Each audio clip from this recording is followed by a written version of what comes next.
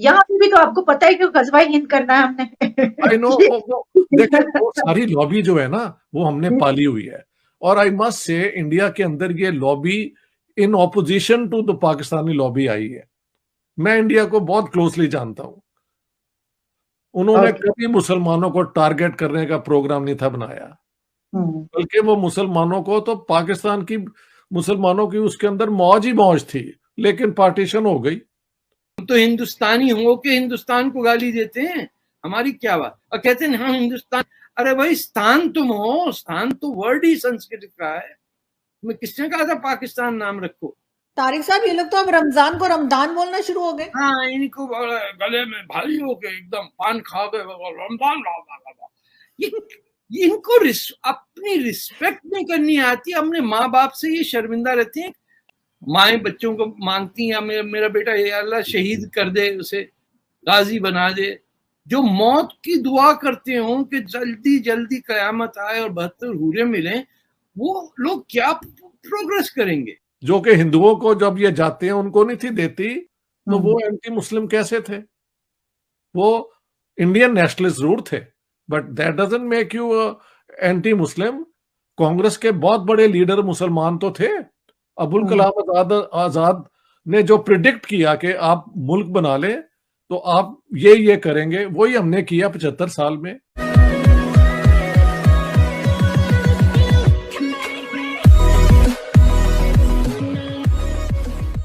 नमस्कार दोस्तों। अब सही मायनों में अगर आप देखो ना, तो पाकिस्तान के अंदर 22-25 करोड़ जो पॉपुलेशन मुसलमानों की है, अगर वो इंडिया के साथ रहते ना तो मौज ही मौज होती। अब यहाँ पर भी यही कहा जा रहा है कि 1947 से पहले मुसलमानों की मौज ही थी। अब किसी ने एक चिंगारी लगा दी कि भाई जो ये हिंदू और मुसलमान है दोनों साथ में नहीं रह सकते और इसीलिए हमें अलग हो जाना चाहिए। अब वहाँ पर जिन्ना की जो महत्वाकांक्षा थी वो सब कुछ तो यहाँ पर है ही है, लेकिन उसके बाद एक जब अलग हो गए, जब उनको अपना एक देश मिल गया, फिर आया गज़वाए हिंद कि ये जो आज का हिंदुस्तान है ना, वहाँ पर भी हम कभी ना कभी कब्जा कर लेंगे। अब ये गज़वाए हिंद के चक्कर में गज़वाए पाकिस्तान होने वाला है और कितने टुकड़े होंगे वो पता नहीं। और जो POK है वो तो डेफिनेटली इंडिया लेगा, उसके अलावा बलोचिस्तान अलग बनेगा, सिंधु देश अलग बनेगा, खैबर लोग का एक अलग कंट्री बनेगा और आज का पाकिस्तान का जो पंजाब है ना उसको ही पाकिस्तान कहा जाएगा। तो यहाँ पर यही बात हो रही है।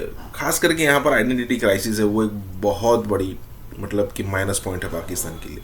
कंपेयर नहीं कर पाते किसी को अपने साथ। इसी के साथ ये वीडियो शुरू करते हैं। यहाँ पे भी तो आपको पता है कि गजवाई हिंद करना है हमने। I know.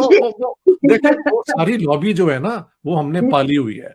और आई मस्ट से इंडिया के अंदर ये lobby in opposition to the Pakistani lobby आई है।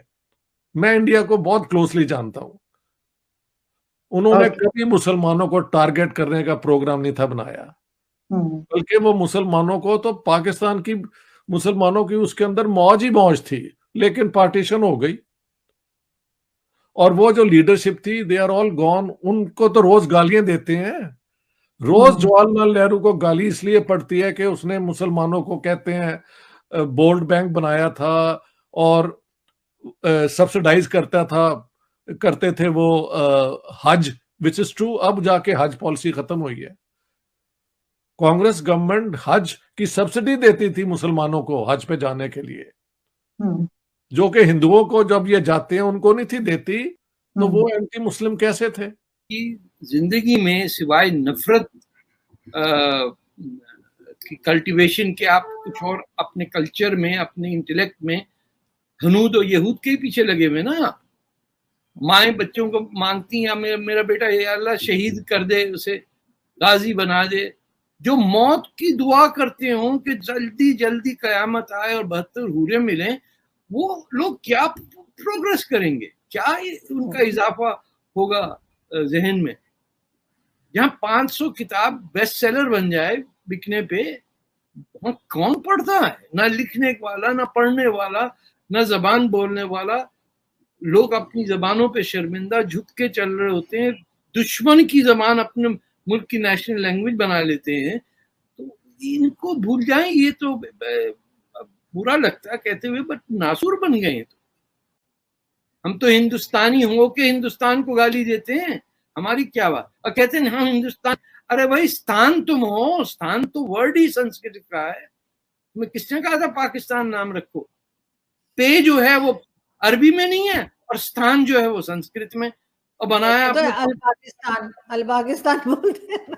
अरे स्थान वर्ड जो ये कजाकिस्तान और ताजिकिस्तान, ये सब संस्कृति वर्ड है।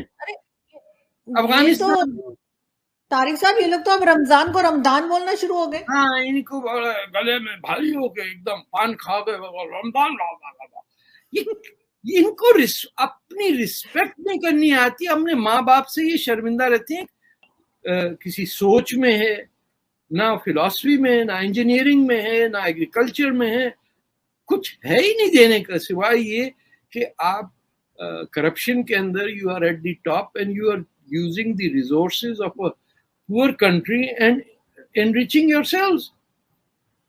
मैंने सुना आप प्राइम मिनिस्टर जो है उनकी जायदाद बनी गाला कहते हैं, उसे क्या कहते हैं? जी जी, बनी गाला जी। बताइए, प्राइम मिनिस्टर हाउस के अंदर जाके भैंसे बेच रहा है, वहां बनी गाला के अंदर जायदादें बन रही हैं।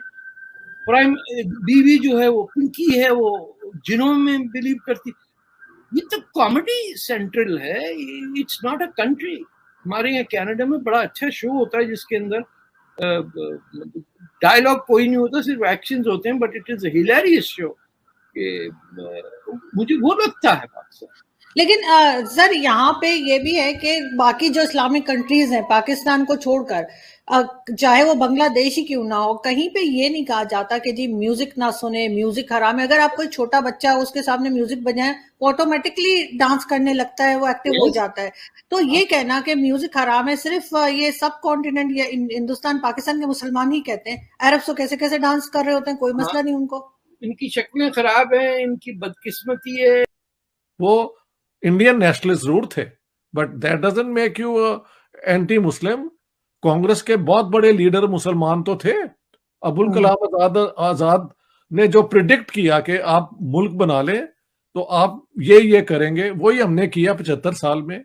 अब अगर हमें अकल आ गई है तो बहुत अच्छी बात है। पाकिस्तान अमन से रहे, अपने लोगों को वेल ट्रीट करो। आपके जो सेक्टेरियन प्रॉब्लम्स हैं, बैठ के यार उनको हल कर लो, और जो आपकी माइनॉरिटीज है उनको इंसानों के तौर पे ट्रीट करो। यही आप कहते हैं ना इस्लाम में बेस्ट ट्रीटमेंट होती है, उसका प्रूफ कहाँ है भाई? इंडिया से तो चलो प्रॉब्लम है, अपने मुल्क के अंदर आपने माइनॉरिटीज को कोई अच्छी तरह ट्रीट किया है? Not at all. तो आप, if you are going to change, this is a change of heart and mind, then it should be internally and externally applicable. और दुनिया के अंदर एक और बात ये भी कहा गया है कि हम ये जो इकोनॉमिक रिलेशंस है, हम किसी ब्लॉक का हिस्सा नहीं बनेंगे। ये भी मैं बहुत देर से कह रहा हूं, मैं नहीं, बहुत कह रहे हैं। Why do you be part of any bloc? आप चाइना से भी फायदा उठाएं, आप अमेरिकन से भी फायदा उठाएं, आप इंडिया से भी उठाएं, जो ये 3 इकोनॉमिक पावर्स हैं और इस इलाके में इन्वॉल्व है। अफगानिस्तान में इस्तेहकाम आएगा या जो भी सूरत हाल होगी उसका बराह रास्त असर पाकिस्तान पर होगा। बात ये कि अफगानिस्तान के अंदर भारत का रोल क्या था, और अगर किसी को इस बात पे एतराज है कि भारत के तर्ज अमल पे हमें, तो मेरा ख्याल थोड़ा सा इंडियन मीडिया देख लें कि इतना ववेला। लेकिन पाकिस्तान को सिर्फ एक चीज थोड़ी एहतियात करनी चाहिए, ज्यादा नसीहत करने से परहेज करना चाहिए। अच्छा, नंबर 1। नंबर 2, जो हमारे खदशात हैं, हम टीटीपी के बारे में कहते हैं, हिंदुस्तान, हमारी जो सोच है वो हिंदुस्तान के बगैर तो मुकम्मल होती नहीं है। अफगानिस्तान से लेके बहिरा अरब तक लेके जहां भी हो, हमने हिंदुस्तान को जरूर बीच में लाना होता है। उसके बारे में तहफ़्फ़ुज़ात हैं। इनको भी थोड़ा तालिबान नए आके अपना वो कंट्रोल संभाल रहे हैं, अपने मामलात सुधार रहे हैं, उनके ऊपर वो ज़्यादा कि टीटीपी का क्या होगा, फलाने का क्या होगा, ये होगा, हमें थोड़ा सा वो इतना नहीं करना चाहिए। हमारा भी अक्सर दिल चाहता है कि इंडिया से कश्मीर और बांग्लादेश का बदला ले लें, मगर इसके लिए मईशत और हालात ही साजगार नहीं हो पाते, तो हम क्या करें। वैसे भी पश्तो का मुहावरा है कि थूक से पंचक्की नहीं चलती। क्या हमारा जी नहीं चाहता कि अमेरिका एक हाथ से इमदादी रेवड़ी देकर दूसरा हाथ गर्दन में डालकर जो डू मोर करवाता है वो हाथ ही मरोड़ दे। मगर फिर दरअसल वो जो सेलिब्रेशन हुई है, वो जो नक्शा खींचा उन्होंने, और अंदर से जो है वो कितना जज्बा ईमानी हमारा उमड़ रहा है, और हम कितने इस बात पर खुश हैं कि अफ़गानिस्तान में एक ऐसी हुकूमत आ गई जहाँ के जो माइंडसेट है, जो मेंटालिटी है, वो बिल्कुल हूबहू यहाँ पे पाकिस्तान में बसने वाले 90% लोगों का जो माइंडसेट और मेंटालिटी है उनसे कितनी मिलती है। और हम तो हमेशा वैसे ही तड़पते रहते हैं कि यहाँ पर शरीयत आए और हम शरीयत नाफिज करें। और इसमें सबसे बड़ी वजह जो है वो तो आप जानते हैं कि हम हमारे दिल में ये हसरत मचलती रहती है कि हम इंडिया से भी बदला लें और हम बांग्लादेश से भी बदला लें। कि एक तो ये कि उसने अलहदा करवा दिया, दूसरा ये कि वो अलहदा हो गया, और तीसरा ये कि अब दोनों हमसे कहीं ज़्यादा तरक्की करके इस वक्त तरक्की की राहों में कहीं आगे निकल चुके हैं, दुनिया की दौड़ में कहाँ से कहाँ पहुँच चुके हैं, और हम जो हैं वो वहीं के वहीं बल्कि उससे भी कहीं पीछे जा चुके हैं। बल्कि पूरे तरीके से हम कोशिश कर रहे हैं कि हम स्टोन एज तक पहुँच सकें। तो क्या किसी ने अफगानिस्तान की सूरत हाल को एक्सप्लॉइट करके पाकिस्तान के मुकामी सियासी हालात को तो चेंज नहीं कर दिया? ये जो है, ये तारीख जो है, ये मतलब कि 1, 2, 3 दफ़ा पाकिस्तान की 73 साल तारीख के अंदर ये हो चुका है। ठीक है, अफगानिस्तान के अंदर तब्दीली आ गई, और अफगानिस्तान के अंदर तब्दीली जो आई है, उस तब्दीली का जो टोकन है वो हमें पकड़ा दिया गया। उसके लिए आपने ची नहीं करनी, क्योंकि एक्सटर्नल फोर्स आ गई हमें, और हम बड़े स्ट्रांग होते हैं। तारीख चौथी मरतबा दोहराने जा रही। मैं सिर्फ आपसे पूछना चाह रहा हूं आपसे कि क्या मैं इतनी मायूसी जो फैला रहा हूं, ठीक है, और मैं खुद भी मायूस हूं, वैसे भी बंदा बीमारी के बाद जरा कमजोर हुआ होता है ना, तो मायूसी छाई होती है यार, जिंदगी का कोई मजा नहीं है। और कोरोना के बाद तो बंदे को किसी बात का टेस्ट भी नहीं आ रहा होता। तो मैं जो इतना मायूस हुआ हूं, कि मैं सही मायूस हुआ हूं कि जनाब ये चौथी मरतबा फिर पाकिस्तान के साथ वही होने लगा है कि एक्सटर्नल फैक्टर्स से फोर्स ड्राइव करके पाकिस्तान के अंदर जो ज़हनी तौर पे बांझ कौम जनरेट करने का एक प्रोसेस शुरू हुआ था, क्या मैं ये दुरुस्त इसमें से ड्राइव कर रहा हूँ? हम जो हम माशाल्लाह से जनरेशन्स ग्रोन अप हो रही हैं, जिस तरीके से हम उनको परवान चढ़ा रहे हैं, हमारे मदरसों की जिस तरीके से हम सेटअप हमने किया हुआ है, हम उनको मज़ीद भी तरक्की देना चाहते हैं, उसके लिए हम उनको फ़ंड्स भी देते हैं। तो ये सब चीज़ें जो हैं ये बहुत अहम किरदार अदा कर रही हैं हमें स्टोन एज में ले जाने के लिए। और फिर ये ख़वातीन के हवाले से जो हमारा नैरेटिव है वो तो ज़ाहिर है कि आप जानते हैं, वो तो मुकम्मल तौर पर एक ऐसा नैरेटिव है कि जो बिल्कुल हमें स्टोन एज में लेकर जाए। लेकिन हम बिल्कुल गलत कह रहे हैं। हम ये जो कह रहे हैं कि नहीं, यकसा निसाब जो है वो तो आपको कहाँ ले जाएगा भाई, आप कहाँ, दुनिया कहाँ पहुँच रही है और आप क्या बात कर रहे हैं। और हम ये कह रहे हैं भाई आपकी टेक्स्ट बुक्स में जो है वो डायग्राम्स जो है उनको क्यों आप बुरके पहना रहे हैं भाई। यहाँ पे तो आप सोचिए ना, अपने, बल्कि मैं एक वीडियो देख रही थी, उसमें देख रही थी पहाड़ों के अंदर से चलते जो है पता चलता है पहाड़ों के अंदर एक मदरसा निकलता है, और उस मदरसे के अंदर सैकड़ों बच्चे हैं जो कि पढ़ रहे हैं बैठ के। और वो उसी तरीके से जो है वो जिस तरह एक रोबोट होता है ना, वो सर हिला हिला के, रोबोट कहें क्या कहेंगे, कि जो आप एक ऐसी मशीन बना दें बस वो अपना काम करती रहे, उसी तरह सर हिला हिला के पढ़ रहे हैं। और उसके बाद कुछ अरसे के बाद जब वो बड़े होंगे तो उसके बाद उनका काम ये होगा कि उन्होंने जैकेट पहननी होगी और कहीं ना कहीं जाना होगा, और वहाँ पर जाकर आप वो खुद से स्टोन एज में पहुँच जाएंगे। वो पता नहीं किस जगह पहुँचेंगे, वो उसकी हम बात नहीं करते वरना फतवा लगने का अंदेशा हम पे। लेकिन तो मैं ये देख रही थी कि वो तो वाकई स्टोन एज में, देखिए ना पहाड़ों के अंदर आप चलते चले जाएं। और एक चीज पाकिस्तान को देखनी चाहिए, मेरी राय है, मैं आपको दे रहा हूं कि अगर यहाँ पे अमन इस्तेकाम अफगानिस्तान में हो जाए तो हमारा जो खित्ता है जो बिल्कुल बंद पड़ा हुआ है, कोई इंटरकनेक्टिविटी हिंदुस्तान पाकिस्तान में नहीं है, पाकिस्तान सेंट्रल एशिया में नहीं है, अफगानिस्तान की वजह से ईरान से भी ज़्यादा नहीं है, वो खुल सकती है, नए मौके आ सकते हैं, बशर्ते कि हम पुरानी सोच से थोड़ा निकलें। अच्छा। और जो मैं अब क्या इस्तिलाह इस्तेमाल करूं, जो नवाए वक्त मकतबा फ़िक्र पाकिस्तान में है और जो हमारे जहनों पे हावी रहता है जब हम हिंदुस्तान या खित्ते की बात करें, उससे हम थोड़ा हट के देखें तो वहां पे इस्तेकाम जो है वो आ सकता है। एक और चीज मैं कह दूं, जैसे हम कहते हैं ना कि वो पुराने तालिबान नहीं रहे और ये नए हैं, उसमें ये है, और हम बजा कहते हैं कि वो उनका खित्ता जो है दहशतगर्दी के लिए इस्तेमाल नहीं होगा, वो बार बार वो कह भी रहे हैं। पहली तो ये है कि 15 अगस्त से तालिबान ने काबुल को कंट्रोल किया हुआ है और इस दौरान भी हमने देखा है कि पाकिस्तान के बॉर्डर पे अफ़गानिस्तान से अटैक हुए हैं जी जी, यानी वो तंजीमों का, तो इस लिहाज से अहम हो जाता है क्योंकि तालिबान ने कहा कि वो अफ़गानिस्तान की सरज़मीन को इस्तेमाल नहीं होने देंगे, लेकिन ज़ाहिर है अभी उनकी हुकूमत नहीं बनी है। बेसिकली वो ये हैं कि उनको इक़्तिसादी मदद की ज़रूरत है, लेकिन अफ़गानिस्तान एक इंडिपेंडेंट स्टेट है और अफ़गानिस्तान को एक इंडिपेंडेंट नेबरिंग स्टेट पाकिस्तान का हमदर्द रियासत के तौर पे ट्रीट करें और ये डिस्टिंक्शन ज़रूर रखें कि अफ़गानिस्तान से एक सॉवरन स्टेट से आप गुफ्तगू कर रहे हैं, चाहे वहाँ तालिबान इक़्तिदार में है चाहे कोई और इक़्तिदार में अब तालिबान है। तो मेरा ख्याल है थोड़ा सा एक डिप्लोमेटिक नाइसिटीज़ जो होती हैं ना या डिप्लोमेटिक सेंसिटिविटीज़ जो होती हैं वो माजी में बहुत दफ़ा इग्नोर हुई हैं अफ़गानिस्तान के हवाले से। ये जो सेंसिटिविटीज़ हैं इनका ज़रूर ख्याल रखें।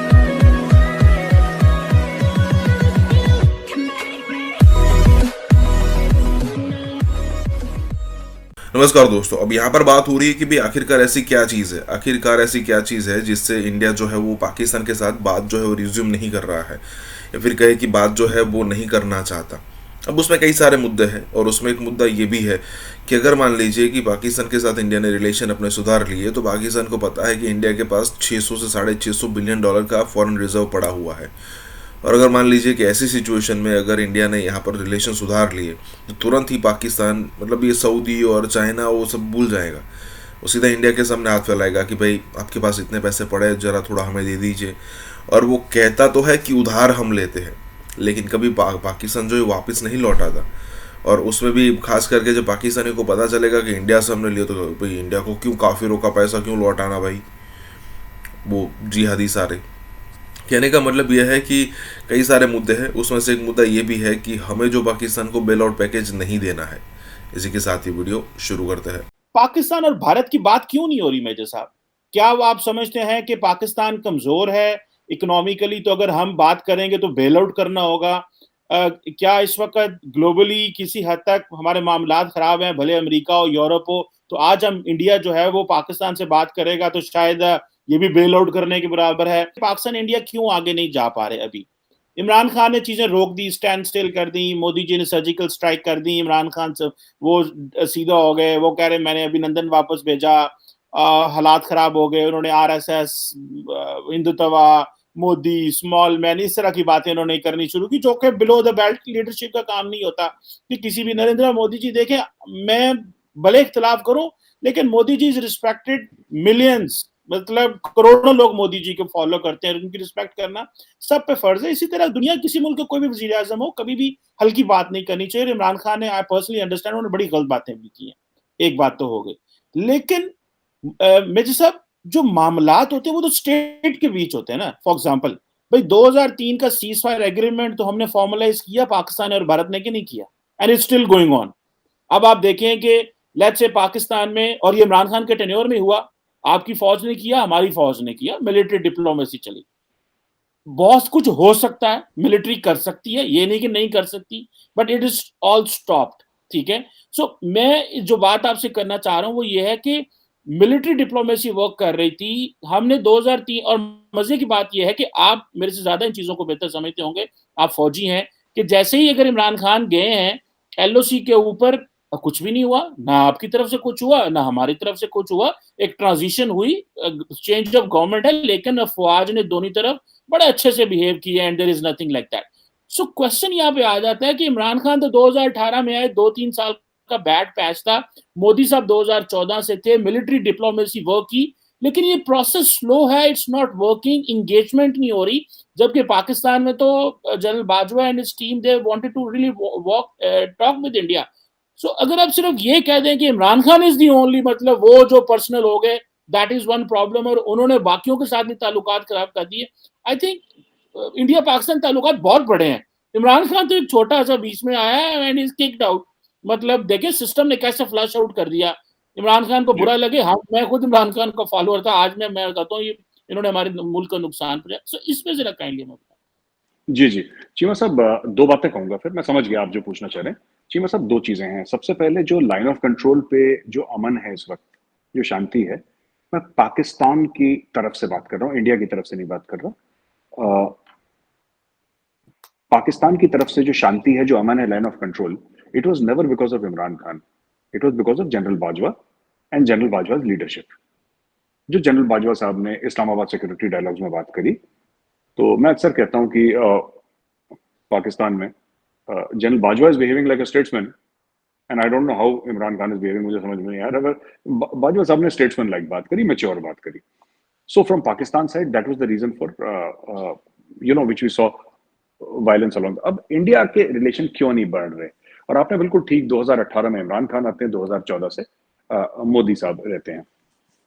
चीमा साहब, ऐसा है ना कि इंडिया की कुछ एक्सपीरियंसेस रही हैं पाकिस्तान के साथ, और ये एक बार नहीं हुआ, ये बार बार हुआ है।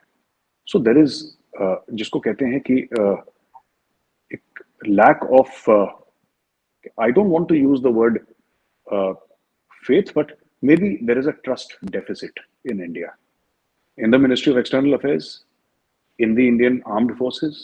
There is a serious, very serious Cheema साहब, trust deficit. It starts with Kargil, है ना। देखिए साहब, अक्सर पाकिस्तानियों को शिकायत रहती है, मुझे पता नहीं लॉजिक क्या है शिकायत का चीमा साहब, लेकिन एक शिकायत है कि साहब भारत ने कभी पाकिस्तान को तस्लीम नहीं करा, दिल से तस्लीम नहीं करा। तो वाजपेयी जी गए थे Minar Pakistan, and you know the importance of Minar Pakistan. आप बेहतर जानते हैं कि मीनार पाकिस्तान का इम्पोर्टेंस क्या है। एंड वाजपेयी जी जो शुरू से ही राष्ट्रीय स्वयंसेवक संघ के थे, आरएसएस के थे, वाजपेयी जी भारत के प्रधानमंत्री थे, राइट विंग पार्टी है, नेशनलिस्ट, हिंदू नेशनलिस्ट पार्टी आप कह सकते हैं, भारतीय जनता पार्टी, उसके प्राइम मिनिस्टर थे। वो गए, he put his political capital on the line and he went उधर।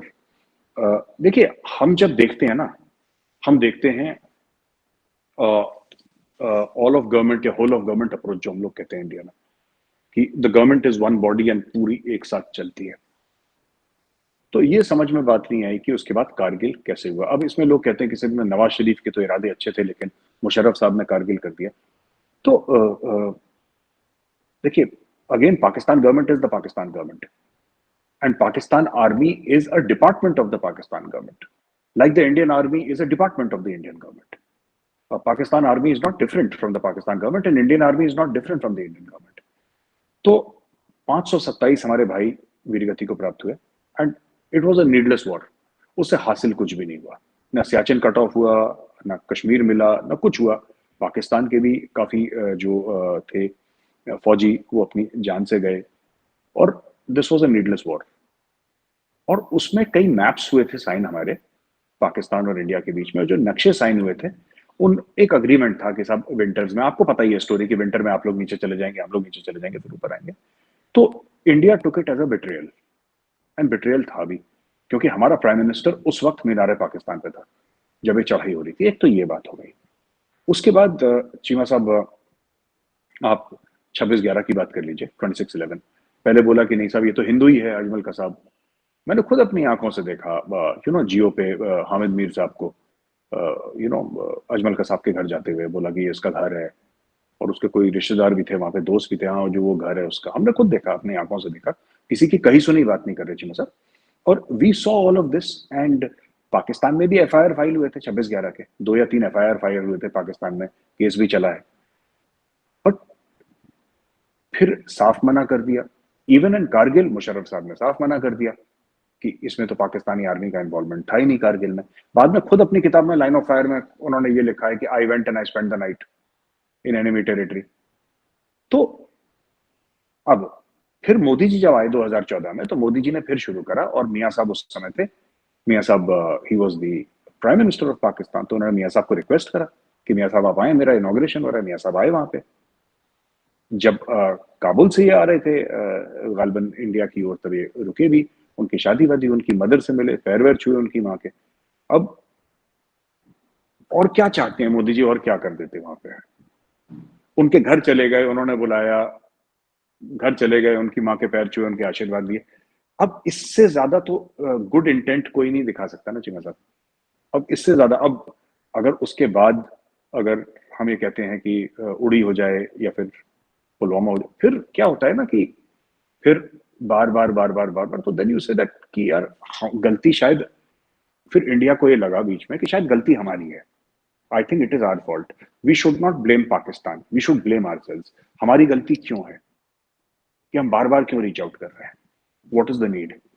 जब पिछले साल इंडिया का एक्सपोर्ट 650 बिलियन क्रॉस कर गया, जिसमें नॉन आईटी 400 बिलियन था, आपको पता ही है. जब इतना एक्सपोर्ट क्रॉस कर गया तो इंडिया की जो बिजनेस कम्युनिटी थी उसने बोला कि we don't need to trade with Pakistan, क्योंकि हमने सारे रिकॉर्ड तोड़ दिए past 75 years and we will take it to 1 trillion. तो मैं ये नहीं कह रहा कि मैं इस माइंडसेट से अग्री करता हूं कि डिसएग्री करता हूं. मैं आपको एक माइंडसेट की रिपोर्ट दे रहा हूं. I am giving you a message कि ये बात चल रही है कि देयर इज नो रिक्वायरमेंट. तो ऐसा है यहाँ पे कि नेबर हैं, ठीक है, हम आपके नेबर हैं, ये आपकी गलती नहीं है, आप हमारे नेबर हैं, हमारी गलती नहीं है, ये तो हमारी किस्मत है. लेकिन अब ऐसी बात हो गई कि ठीक है, देखते हैं शहबाज शरीफ साहब का क्या है मामला. चले, ये बड़ी इंटरेस्टिंग सिचुएशन है. जारी बात है कि पाकिस्तान वो अपने उस स्टैंड से नहीं हट रहा और इंडिया अपने स्टैंड से नहीं हट रहा. पाकिस्तान वही कह रहा है कि जी बलोचिस्तान में Baloch militants, Afghanistan so and सो.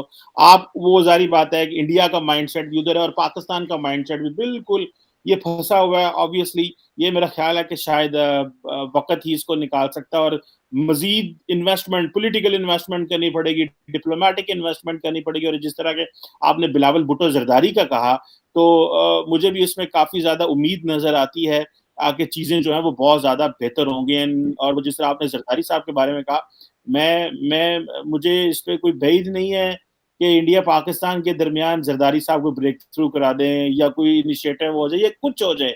मतलब अगर आप उनका माजी का टेन्योर भी देखें तो वो श्राइन डिप्लोमेसी शुरू कर देते हैं. वो कुछ नहीं करते, वो अपने वजीर आज़म ऐसे ही भेज देते हैं.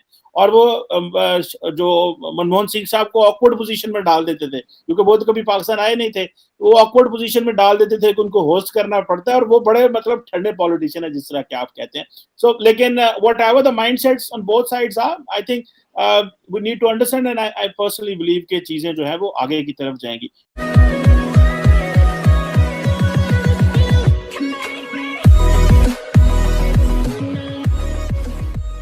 नमस्कार दोस्तों. अब जब 1947 में दो कंट्री अलग हुए, इंडिया और पाकिस्तान, तब जो इनके लीडर्स थे, खास करके इंडिया के जो लीडर थे, उनको यही लग रहा था कि भाई कहने के लिए अलग हुए हैं, लेकिन यही एक कंट्री होगा जिनके साथ रिलेशन इंडिया के सबसे ज़्यादा अच्छे होंगे. लेकिन यहाँ पर मोहम्मद अली जिन्ना ने उसके बाद स्पीच भी की कि भाई जो मंदिर में जाना चाहते हैं, जो चर्च में जाना चाहते हैं, वो जा सकते हैं, ये सारी चीज़ें कर सकते हैं. लेकिन उसके बाद जैसे मोहम्मद अली जिन्ना की यहाँ पर डेथ हुई, उसके बाद तुरंत वहाँ पर इस्लाम को उस लेवल पर फोर्सफुली यहाँ पर इम्प्लीमेंट किया गया कि बांग्लादेश में रहने वाले हिंदू और क्रिश्चियंस और सिख, और उसके अलावा जो पाकिस्तान के अंदर भी क्रिश्चियन, हिंदू और सिख जो थे, उनकी जो संख्या है बहुत ही बड़े लेवल पर मतलब नीचे आने लगी. और मतलब एक अलग लेवल से स्वैग चल रहा था पाकिस्तानियों का कि भाई हम एक जो है वो 100 हिंदुओं को मारेंगे. फिर ये नंबर बड़ा लगने लगा, तो फिर 10 तक आ गए. और अब जब सिचुएशन ख़राब हो रही है और उनको लग रहा है कि भाई पूरी दुनिया से ज़्यादा अच्छा है कि हमारे रिलेशन अगर इंडिया के साथ अच्छे होते ना, तो हमें ये दिन देखना नहीं पड़ता. तो अब जाकर ऐसी सिचुएशन आ रही है कि पाकिस्तान का हर कोई बच्चा जो है, या फिर हर कोई पॉलिटिकल एनालिसिस करने वाला, या फिर मीडिया में पैनल में बैठने वाला, यही कह रहा है कि इंडिया के साथ रिलेशन अच्छे होने चाहिए. इसी के साथ ये वीडियो शुरू करते हैं. हमारा सदियों के साथ रिलेशनशिप है विद इंडिया पाकिस्तान, तो अभी 70 साल पहले बना है. लेकिन ये कि हमें चाहिए कि फ्यूचर पे तवज्जो दें, टेक्नोलॉजी पे तवज्जो दें, गुर्बत पे तवज्जो दें, तालीम पर तवज्जो दें, क्योंकि आपने इसको बिल्कुल टेररिज्म को एक्सपोर्ट करके अपनी एक्सपोर्ट प्रोडक्ट बना के इसको आपने उससे पैसे बनाए. इसको आपका सॉफ्ट इमेज करना जरूरी था. World wanted to see what is new Pakistan. जब आप ये कहते हैं कि हमने दहशतगर्दी में इतनी जानें दे दी थी, भाई बताओ तो सही ना. उसके बाद आप अमर बिल मारूफ पे जलसे कर रहे हो. अगर जो पिछले 10 दिन से धमकी दे रहे हैं, एयर चीफ भी इंडिया के और दूसरे लोग भी धमकी दे रहे हैं, हम कार्रवाई करेंगे और ये करेंगे वो करेंगे. पाकिस्तान बना, इंडिया बना.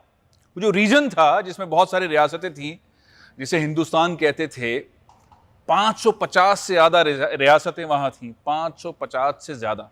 उनमें बहुत सारी रियासतें हिंदुस्तान में शामिल हुई और बहुत सारी पाकिस्तान में शामिल हुई. जो आपने मेंशन किया इंडिया फैक्टर, इंडिया फैक्टर की कितनी वैल्यू है? जिस तरह आपने मेंशन किया है, एक इंडिया अमेरिका ताल्लुकात हैं, उनका 2+2 है, उनकी एक सॉफ्ट पावर है, यहाँ पे बहुत बड़ा डियास्पोरा है, बड़ा कामयाब काम कर रहा है और वो बड़े प्रोडक्टिव हैं और बहुत सारी जगहों पे वो इस वक्त एक इंस्टीट्यूशनल अपरेटस में वो जो है वो सिस्टम के पुर्जे हैं बेसिकली, अगर आप दूसरे लफ्जों में कहें। सो आपकी नजर में दो बड़ी चैलेंजेस हो सकते हैं। एक, पाकिस्तान में ही इमरान खान साहब जो हुकूमत की टांगे खींचेंगे, अमेरिका के साथ ताल्लुकात ठीक ना हो क्योंकि उन्होंने वोट लेना है एंटी अमेरिकनिज्म पे, और दूसरा ये इंडिया फैक्टर को दोबारा बिलावल दौर में मेंशन कीजिएगा, क्योंकि यहाँ पे मैं एक रेफरेंस दे दूं कि बिलावल जो है, आपको पता है कि इनकी पार्टी के ताल्लुकात अमूमन इंडिया के साथ अच्छे होते हैं, तो क्या उसका कोई फर्क पड़ सकता है? क्योंकि ये एक और अंदाज से इंडिया के साथ माजी में चलते रहे हैं, पीपल्स पार्टी एक और अंदाज, पीटीआई एक और अंदाज से चलती रही। ये काइंडली दो इश्यूज पर हाईलाइट कीजिए। जी सर। देखिए, इसमें चीमा साहब, सबसे पहले ना सिर्फ पीपल्स पार्टी के रिलेशनशिप भारत के साथ अच्छे हैं, ठीक है, मैं अप्रिशिएट करता हूं बल्कि इन चीजों को भी, बल्कि शहबाज शरीफ साहब के भी फैमिली के अच्छे रिलेशनशिप हैं। और मेरा अपना पर्सनल ओपिनियन है कि ये दिस इज द फ्यूचर, कि we need to step up and improve our relationship with our neighbour. वो कहते हैं हर चीज तब्दील हो सकती है, आप नेबर पड़ोसी तब्दील नहीं कर सकते। और दूसरे दोनों मुमालिक, खास बिलखसूस खैर इंडिया का तो मैं ज्यादा नहीं कहूंगा क्योंकि they are in a way better shape, लेकिन पाकिस्तान का फ्यूचर में अगर आप इन चीजों पे तवज्जो ना दें तो आप तरक्की नहीं कर सकेंगे, आप गुर्बत नहीं खत्म कर सकेंगे। और चाहिए रिलेशनशिप आपने ठीक करें, जब ईस्ट जर्मनी वेस्ट जर्मनी ठीक कर सकता है रिलेशनशिप, जब दूसरे कई मुमालिक, और बल्कि 21st सेंचुरी जो है वो एक इस मेरे ख्याल में it's not a century of wars और हेटरेड और इतनी नफरत, जिसे ये तो बल्कि दोनों साइडों से है। मैं ये तो नहीं कहूंगा कि सिर्फ पाकिस्तान में ही है, दूसरी साइड पे भी हालात इसी तरह है, वहां भी रिलीजियस कार्ड यूज होता है ओपनली इन एवरीथिंग, वो भी ज्यादती है मेरे ख्याल में। लेकिन इस पे अच्छे रिलेशनशिप के बगैर both Nations, both countries don't have any future. आपने जंगें भी लड़ ली हैं, आपने एक दूसरे की पोक भी कर लिया, सारा कुछ ड्रामे करके देख लिए हैं, लेकिन मेरे ख्याल में we need to give a chance to peace and harmony and love और समथिंग। और अब आपने बिल्कुल ठीक कहा है कि भारत के साथ रिलेशनशिप पीपल्स पार्टी के भी ठीक है और उसके ना सिर्फ शरीफ फैमिली के भी ठीक है, और होने चाहिए मेरे ख्याल में। मैं तो खुद इसका बहुत बड़ा सपोर्टर हूं इस चीज का कि we need to live in peace and harmony to each other. हमारा सदियों के साथ रिलेशनशिप है विद इंडिया पाकिस्तान, तो अभी 70 साल पहले बना है, लेकिन ये कि हमें चाहिए कि फ्यूचर पे तवज्जो दें, टेक्नोलॉजी पे तवज्जो दें, गुर्बत पे तवज्जो दें, तालीम पर तवज्जो दें, बजाय इस चीज के कि आप, वो कहते हैं कि आप 11 फुट की दीवार बनाएंगे तो मैं 11 फुट की सीढ़ी बना लूंगा, तो उसका क्या फायदा है? वो देखें, वो राफेल खरीदेंगे तो आप चाइना से जाके कुछ ले आएंगे, वो कहीं से कुछ लेंगे तो आप गुर्बत के हालात देखें अपने लोग। मैंने जिस तरह कई दफा कहा है कि इस वक्त ऑलमोस्ट पाकिस्तान में 2 वक्त का खाना एक लग्जरी होता जा रहा है, लेकिन उसके बारे में कौन सोचेगा? ये सोचने वाले इदारों को सोचना चाहिए। पाकिस्तान में, मैंने आपके पिछले सेगमेंट में कहा था कि दुनिया जो है वो कहीं और जा रही है ट्रेड की तरफ, लेकिन हमारे हर इस वक्त लीडर, जो अफसोस के साथ कि पीटीआई का हर लीडर हर दूसरे अपने तकरीर में खाना जंगी। यार, खाना जंगी से क्या निकालोगे आप? अपने वतन को या अपने कपड़ों को आग लगाओगे तो कहां तक जाओगे? उसको ये सोचना चाहिए दोनों पार्टीज को। मैं जिस तरह का, मेरी कोई पॉलिटिकल एफिलिएशन नहीं है इन पाकिस्तान, लेकिन अल्टीमेटली यू सी इट कि हम कहां जा रहे हैं। एक कोविड के बाद निकले हैं, इकॉनमी पूरी दुनिया की स्लगिश है, आप उस पर तवज्जो दें कि आपने अपनी एक्सपोर्ट किस तरह बढ़ानी है, आपने इंपोर्ट किस तरह कम करनी है, आपने डॉलर को किस तरह कंट्रोल करना है, जाबें किस तरह कंट्रोल करनी है। लोग बेचारे मर के भाग के कोई यूरोप जा रहा है, कोई मिडल ईस्ट मजदूरी कर रहा है। मेरा मकसद, आपकी ब्रेन ड्रेन होती है, बीए कोई बच्चा वहां पे अच्छी इंजीनियरिंग डिग्री करता है, फॉरेन कनाडा में चला जाता है, फॉरेन कहीं निकल जाता है, पाकिस्तान में।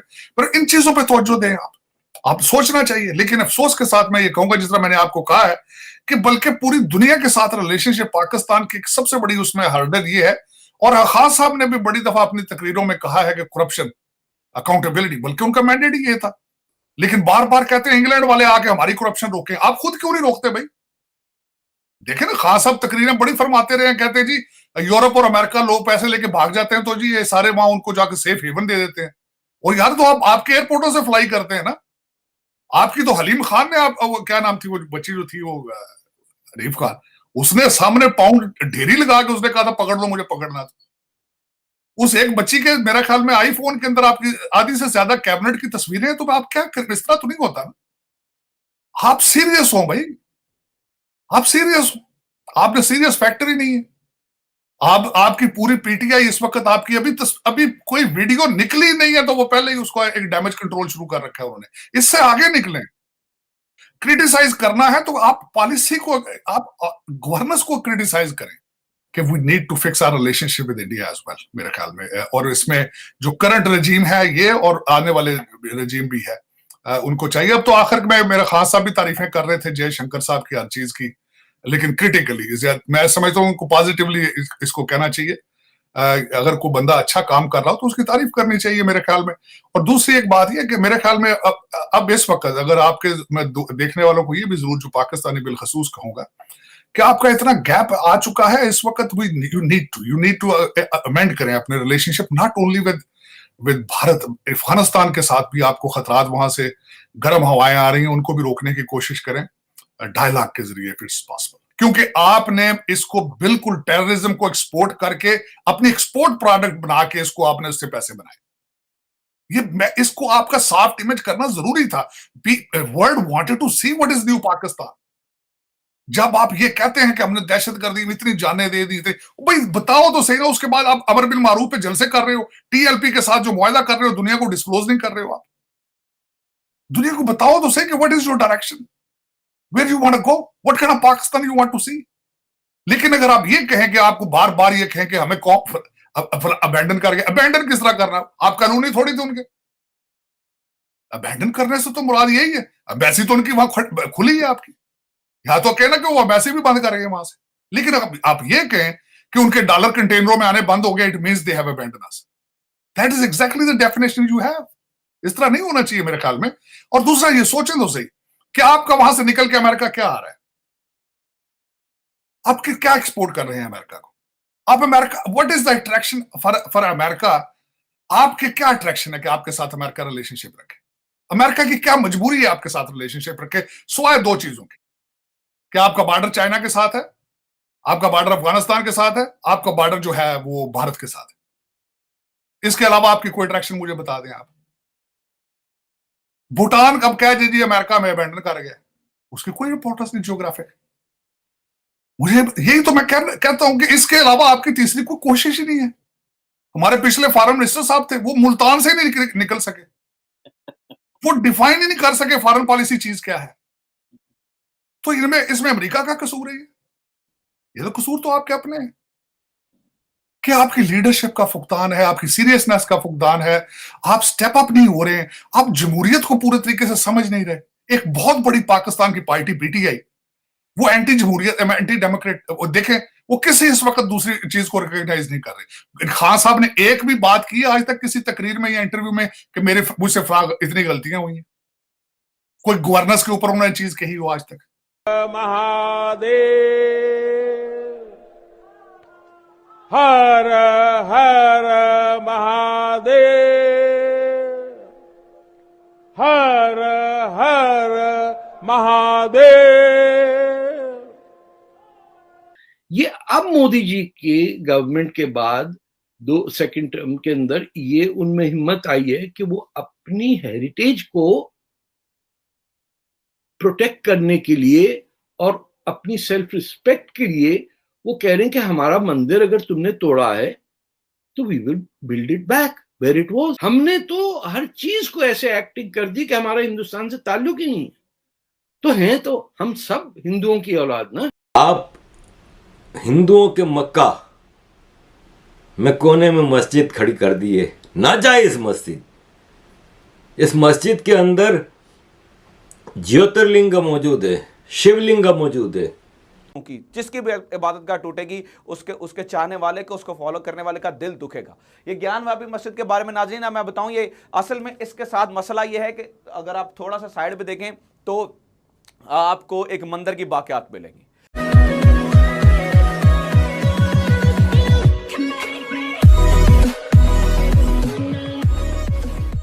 नमस्कार दोस्तों, अगर आप देखो तो जो प्रधानमंत्री मोदी की जो पहली टर्म थी ना वो एकदम सिंपल रही। नो डाउट उन्होंने कई सारे रिफॉर्म्स करने की ट्राई की, फॉरेन पॉलिसी को बहुत चेंजेस किए, कई सारे चेंजेस थी, लेकिन जो खास करके एक जो कट्टर हिंदू है वो ये वेट करके बैठा था कि हमारी पुरानी जो धरोहर थी वो कब क्लेम करेंगे, ठीक है, 370-35 से कब हटाएंगे, राम मंदिर के बारे में हम कब सोचेंगे, उसके अलावा अगर हम कश्मीर के बारे में कब सोचेंगे। अब उसमें राम मंदिर हो गया, कश्मीर हो गया, मतलब 370-35 से हो गया, अब यूसीसी कभी भी आ सकता है। अब ऐसी सिचुएशन के अंदर अगर हम देखें तो महादेव कॉरिडोर, उसके अलावा काशी विश्वनाथ कॉरिडोर, उसके अलावा जो और भी कई सारी चीज़ें हैं वो हो रही है, उसके अलावा ज्ञानवापी वाली चीज़ भी हो रही है।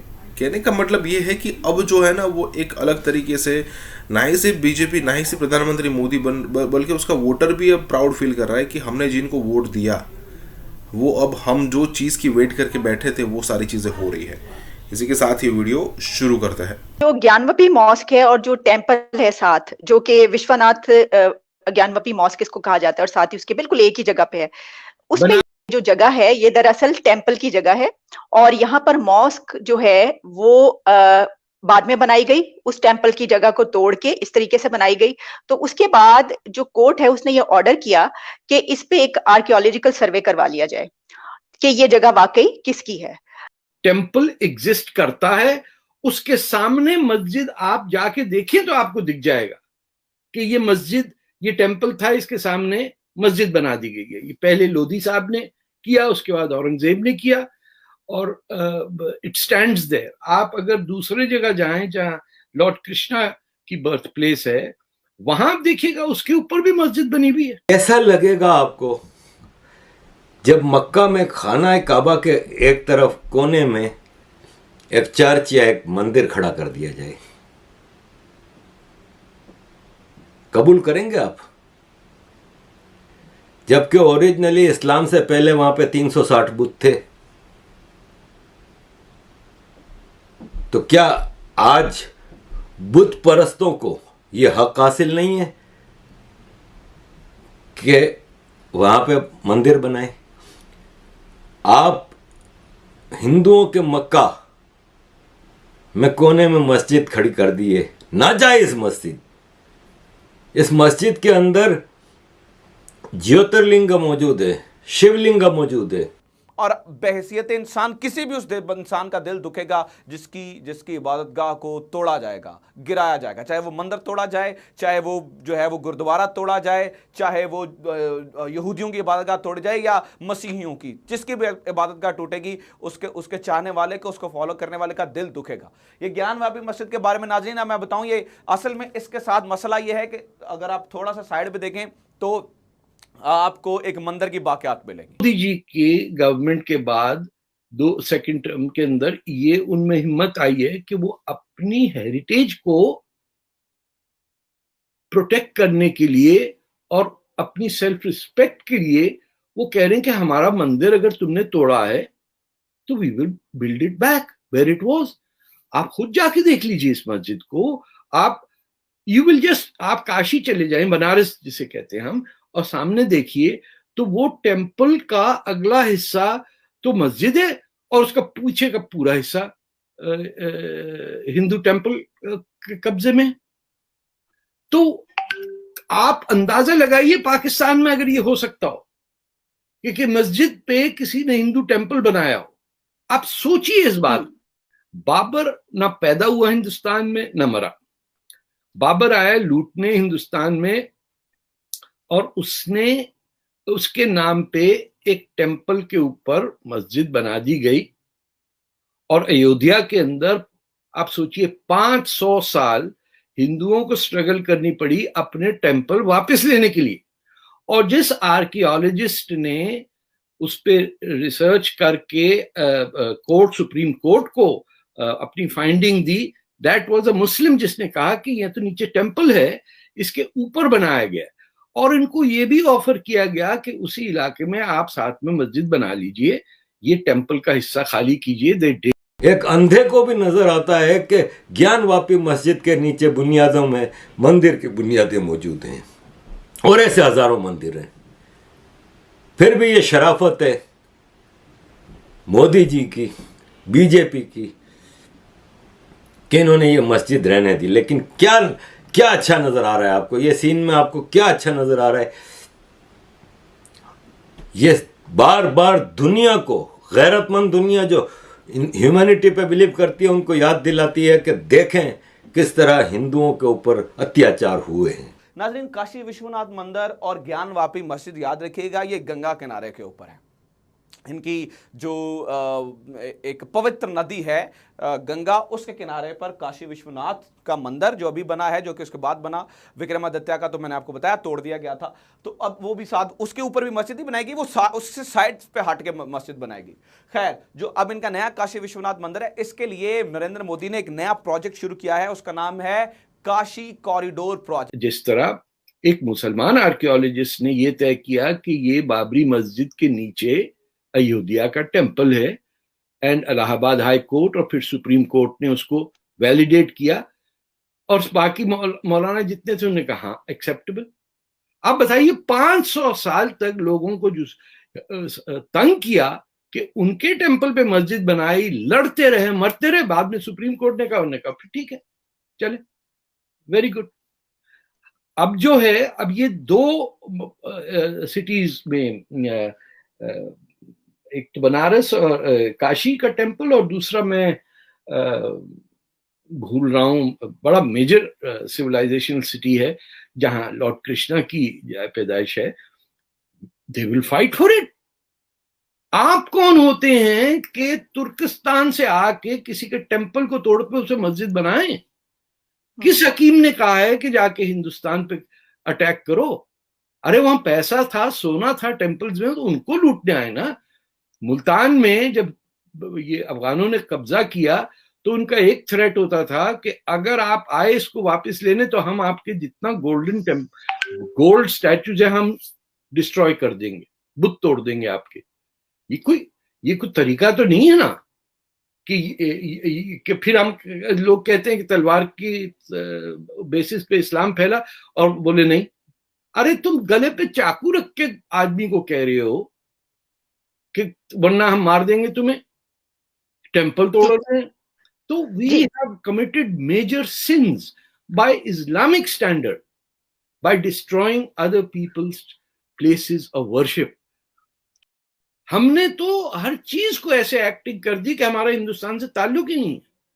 तो हैं तो हम सब हिंदुओं की औलाद ना। भारत ने सही मौका जानकर कश्मीर का महाज खोल दिया है और भारतीय फौज पाकिस्तान की ISI के एजेंट्स और मुजाहिदीन जो है उन्हें पकड़कर मीडिया पर ले आई है। उड़ी के एरिया के अंदर आर्मी ने घुसने की कोशिश, कश्मीर के अंदर इन्फिल्ट्रेशन जो हो रही थी मकबूजा वादी के अंदर, उसे आर्मी ने नाकाम बनाते हुए एक शख्स को मार दिया है, जबकि दूसरे शख्स को जिंदा पकड़ लिया। एक खबर चलाई जा रही है कि पाक दहशतगर्द पकड़ा गया है, और दूसरा दरअंदाजी की कोशिश के दौरान हलाक कहा जा रहा है कि श्रीनगर में सीरीज ऑफ ऑपरेशन जारी है।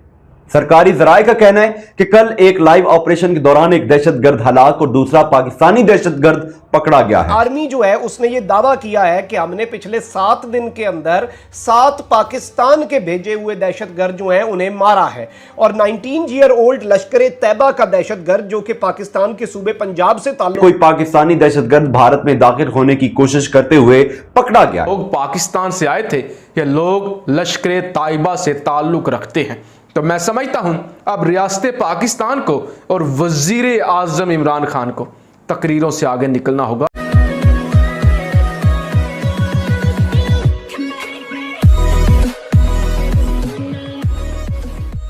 नमस्कार दोस्तों, इस वीडियो में जो डिस्कस हो रहा है वो पहली बार नहीं हो रहा है। डिस्कस की बात नहीं कर रहा, जो इवेंट हो रही है उसके बारे में बात है कि कई बार ऐसा होता है कि LOC पर हम जो है वो जो घुसपैठ करने की ट्राई करते हैं पाकिस्तानी या फिर उनके आतंकवादी, हम उनको पकड़ते हैं, और कई बार वो हम डिक्लेयर कर चुके हैं कि भाई देखिए ये जो आतंकवादी था वो यहाँ पर घुसपैठ करने की ट्राई कर रहा था, और इवन उनका बैकग्राउंड भी ले आते हैं कि भाई ये भाई साहब यहाँ के बैकग्राउंड के और ये भाई साहब यहाँ के बैकग्राउंड वाले हैं। और यहाँ पर यही बात हो रही है कि जब कभी भी इस टाइप की सिचुएशन होती है, पाकिस्तान या फिर कहीं कि उनका मीडिया तुरंत हाथ खड़े कर देता है कि भाई देखिए इंडिया ने एक साजिश करना शुरू कर दिया है और हमें यहाँ पर बदनाम किया जाएगा। फिलहाल तो FATF वाली सिचुएशन है नहीं, लेकिन फिर वो वही काउंट करेंगे कि देखिए ये सारी चीज़ें FATF में फिर काउंट होगी वगैरह वगैरह।